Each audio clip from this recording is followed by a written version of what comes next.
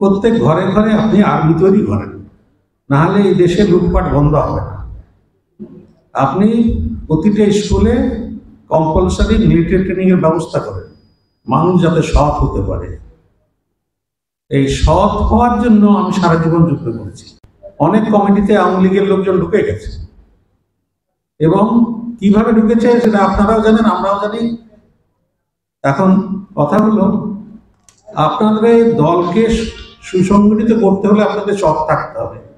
কিন্তু অনেকেই বলে আপনাদের নেতাদের মধ্যে গোলমাল, তারা নিজেরাই সৎ না। জিয়াউর রহমানের আদর্শের কথা বলে, কিন্তু জিয়াউর রহমানের আদর্শ তাদের মধ্যে নাই। আমি অনেক দুঃখে অনেক কষ্টে এই কথাটা বললাম। বিএনপির যিনি প্রতিষ্ঠাতা জিয়াউর রহমান, ওর সঙ্গে আমার ব্যক্তিগত একটা সম্পর্ক ছিল। এরপরেও এই বিএনপির যে অফিসটা দেখছেন নয়াপল্টনে, এটারও মামলা আমি করে দিয়েছি। এরপর আরো অনেক কিছু আছে। বর্তমান সরকার আসার প্রেক্ষাপট আমার হাত দিয়ে হয়েছে। এই দেশে যে কেয়ারটেকার গভর্নমেন্টের যে ড্রাফট, এটা আমি হেল্প করে দিয়েছিলাম, যেটা হাসিনা নষ্ট করে দিয়েছে। দেশ গড়তে গেলে দেশের সৎ মানুষ চাই। দেশের সৎ নেতৃত্ব ছাড়া দেশ গড়ে ওঠে না। আমাদের পাশের দেশে ওরা উৎপেতে আছে আমাদের দেশকে গ্রাস করার জন্য। এখন আপনারা কিভাবে ঠেকাবেন আমি জানি না। রাজনৈতিকভাবে ঠেকানোর কোনো সুযোগ আছে বলে আমার জানা নাই।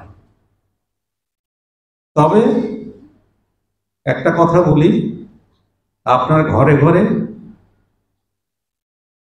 যুবক ছেলেদের মিলিটারি ট্রেনিং দেওয়ার ব্যবস্থা করেন, না হলে মিলিটারিতে ভর্তি করান। দেশকে প্রোটেক্ট করতে হলে সামরিক শাসন বাহিনী দরকার আছে। আমি সামরিক শাসনের কথা বলছি না, আমি বলছি সামরিক বাহিনীর দরকার আছে, নেভির দরকার আছে, এয়ারফোর্সের দরকার আছে। এগুলি ছাড়া দেশ রক্ষা হয় না। একটা গল্প আছে, এক রাজা, এই যে পরিবর্তন হলো, পরিবর্তনের সুফল পেতে গেলে আমাদেরকে সৎ থাকতে হবে।